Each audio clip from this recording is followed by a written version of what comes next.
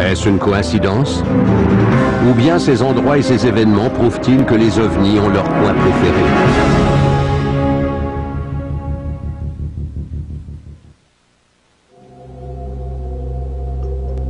Sao Paulo, Brésil, 1988. Gulf Breeze, Floride, 1988. Las Vegas, Nevada, 1990. Mexico, Mexique, 1991.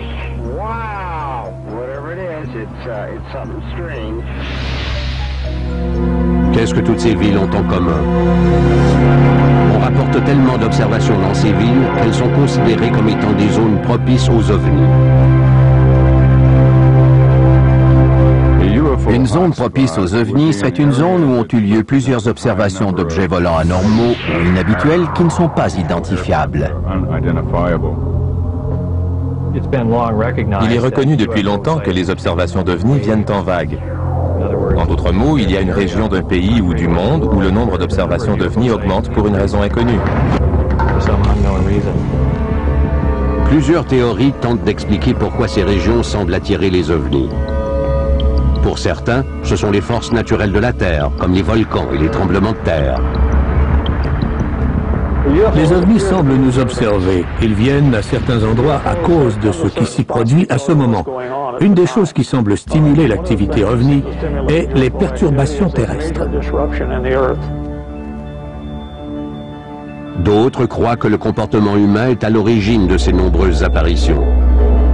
On remarque à propos des coins préférés des ovnis qu'une fois que quelqu'un a observé quelque chose, les autres personnes se mettent aussi à scruter le ciel. On ne porte pas trop attention à notre environnement jusqu'à ce qu'on nous dise que 3 lumières mystérieuses sont apparues le soir précédent. La nuit prochaine, on va scruter le ciel et les chances de voir quelque chose sont plus grandes que si on ne fait que regarder ses pieds. Selon le National UFO Recording Center, il y a eu plus de 13 000 observations d'ovnis aux États-Unis depuis 1990. Des endroits tels que la mystérieuse zone 51 au Nevada et les États de Washington et de la Floride sont de véritables zones propices à l'observation d'ovnis. Avec des ovnis signalés dans des endroits aussi variés que Quito en Équateur, Haïfa en Israël, Stuttgart en Allemagne et Sydney en Australie, les États-Unis ne semblent pas les seuls à recevoir des visites inexpliquées. Plusieurs personnes ne se rendent pas compte que les ovnis ne sont pas observés uniquement aux États-Unis, mais à travers le monde. Les ovnis apparaissent partout sur la planète. Le Brésil est un des coins préférés des ovnis. Avec 549 observations, le Brésil arrive second derrière les États-Unis quant à l'importance de l'activité OVNI en 2001. Et à la différence des États-Unis où les rapports d'observation d'OVNI se butent traditionnellement à un mur de scepticisme, le Brésil a l'habitude fortement ancrée d'accepter les observations d'OVNI et même de mener des enquêtes publiques à leur sujet. En général, les pays sud-américains sont davantage ouverts à ce genre de choses. Ce sont des cultures qui sont plus tolérantes des perceptions des gens et de leurs émotions. Ils sont davantage ouverts aux événements qui sont en partie réels et en partie mystiques. Et ils n'ont pas les mêmes normes strictes qui les empêchent de rapporter les expériences inhabituelles ou paranormales.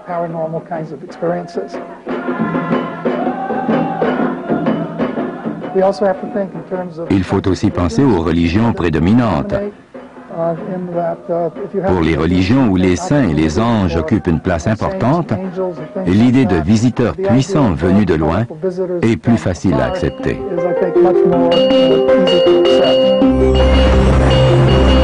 Le 15 octobre 1957. Le Brésil est le lieu d'un des premiers récits d'enlèvement par des extraterrestres. Antonio Villas-Boas était un jeune homme. Il conduisait un tracteur dans un champ. Il affirme qu'un objet est descendu du ciel et s'est posé non loin. Il a été accueilli par des extraterrestres qui l'ont amené à bord et l'ont lavé avec une substance qui sentait très mauvais et qui l'a fait vomir. Il a pensé par la suite que ça pouvait avoir été un désinfectant.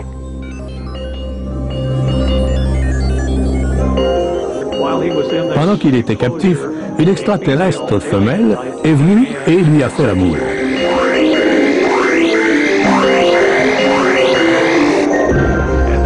Puis elle est repartie et il a été rejeté à l'extérieur. Pour plusieurs, cela peut sembler une histoire farfelue. Mais le refus de Villas-Boas de tirer profit de son aventure augmente la crédibilité de son récit.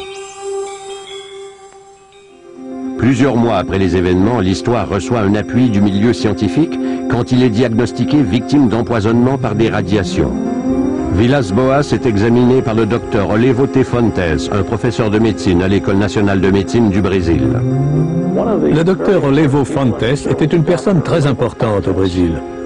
Il était médecin et travaillait pour le gouvernement brésilien. Il a étudié le cas et à son avis, les choses s'étaient bien passées de la façon dont le jeune homme les avait décrites.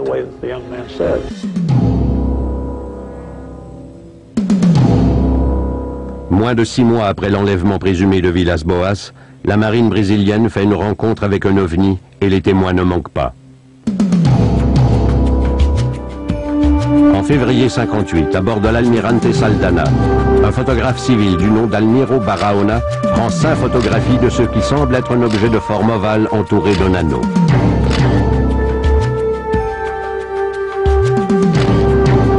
Les photos sont montrées au président brésilien Juscelino Kubitschek. Celui-ci ne souhaite pas garder cette information secrète. Il divulgue les photos qui ne tardent pas à apparaître à la une des journaux nationaux. Cet ovni n'est jamais revu. Mais des ovnis semblables à celui aperçu du pont de l'Almirante Saldanha sont signalés encore aujourd'hui au Brésil.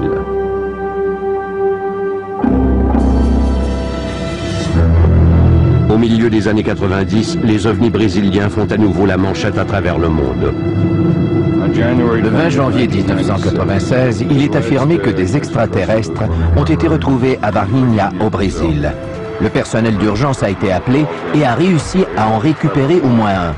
La rumeur veut qu'il ait été amené à un hôpital du coin.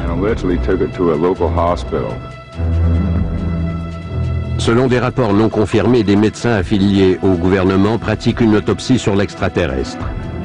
Et bien entendu, à partir de ce moment, la piste se perd et personne ne sait où est allé l'extraterrestre supposé.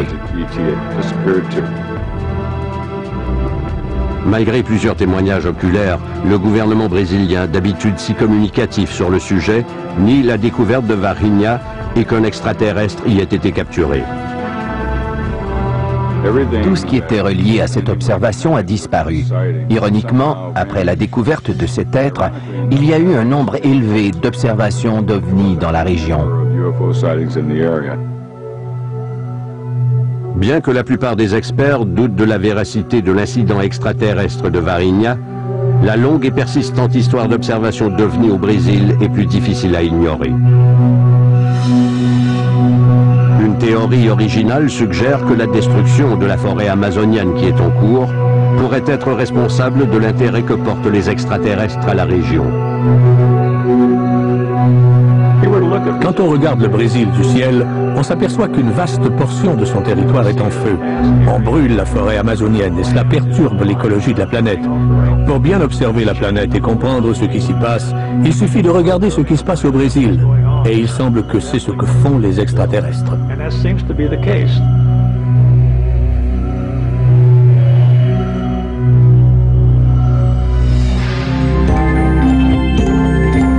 Au Mexique, des images mystérieuses captées pendant une éclipse solaire semblent suggérer que les sites sacrés du monde pourraient être un lieu de prédilection des ovnis.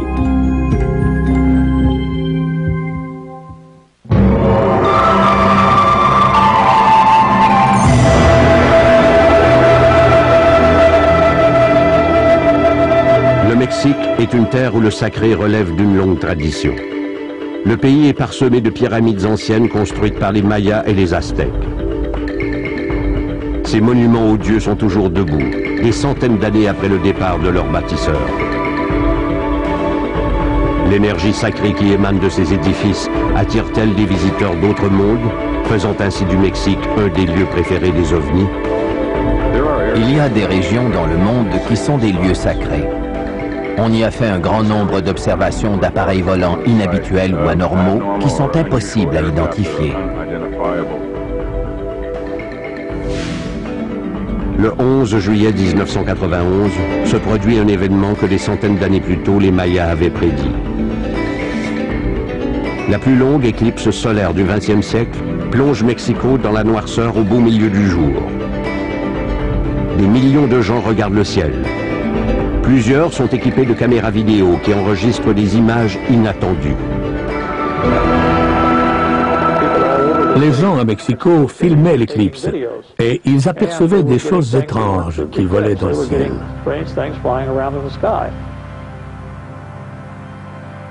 Près de 20 personnes dans la ville filment ce qui semble être un objet en forme de soucoupe qui flotte au loin à l'horizon.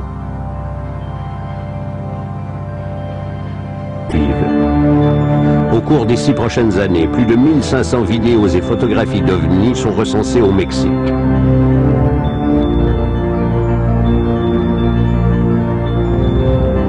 Plusieurs observations de supposés ovnis se produisent près des anciennes pyramides mayas et aztèques.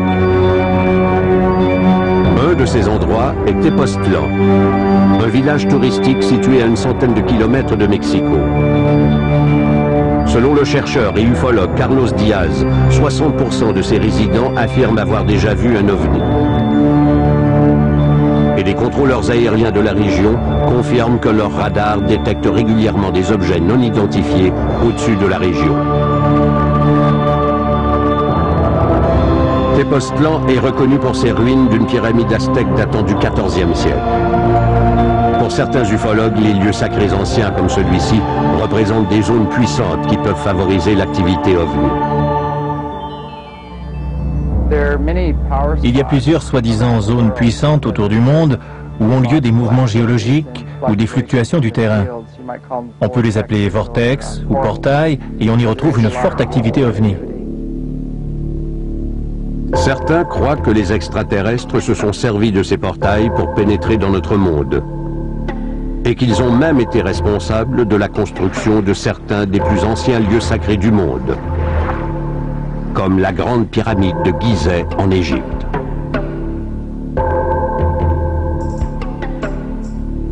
L'écart admissible entre les pierres est d'1 demi-millimètre. La tolérance de cette pyramide est plus mince que celle de nos navettes spatiales. Plus on étudie la grande pyramide, plus on réalise qu'il s'y est passé des choses qui dépassent notre compréhension.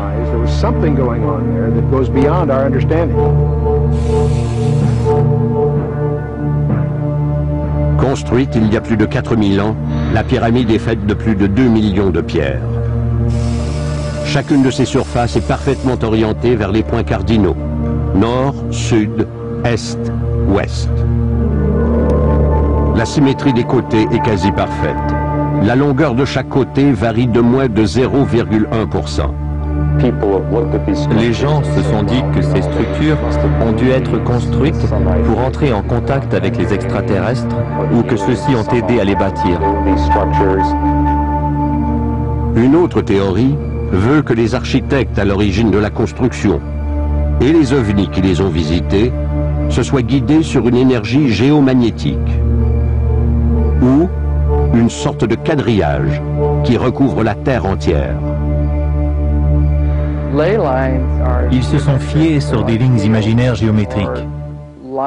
Ce sont comme des champs magnétiques ou des lignes d'énergie. À leurs intersections, il semble se produire des anomalies magnétiques. Ces lignes sont aussi reliées à l'activité tectonique, le mouvement des plaques de la Terre. Une force qui provoque des tremblements de terre et des éruptions volcaniques, et qui fournit une explication de plus pour l'activité ovni observée au Mexique. Une des raisons pour lesquelles Mexico est une zone propice à l'observation d'OVNI est qu'on y retrouve un volcan où plusieurs observations valables d'objets volants non identifiés ont été faites.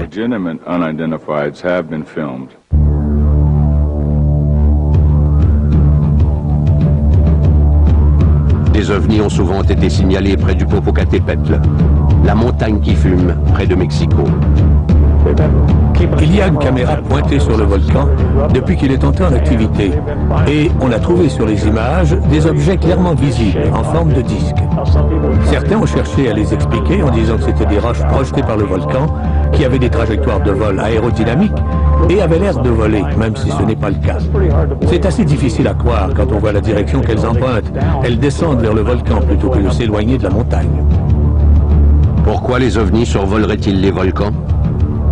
Une théorie propose que c'est parce qu'on retrouve de grosses quantités d'hydrogène lourd, le H3O, dans les endroits où l'activité géologique est forte, comme les volcans. Le H3O contient un atome d'hydrogène de plus. Et cet atome d'hydrogène peut être utilisé comme carburant ou comme énergie. En séparant cette particule, il est possible de créer un effet de fusion.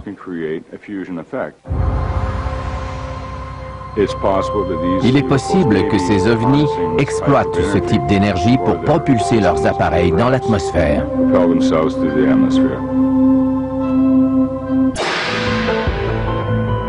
Après la pause, 10 missiles nucléaires américains s'éteignent soudainement quand un disque brillant survole la base aérienne de Malmstrom.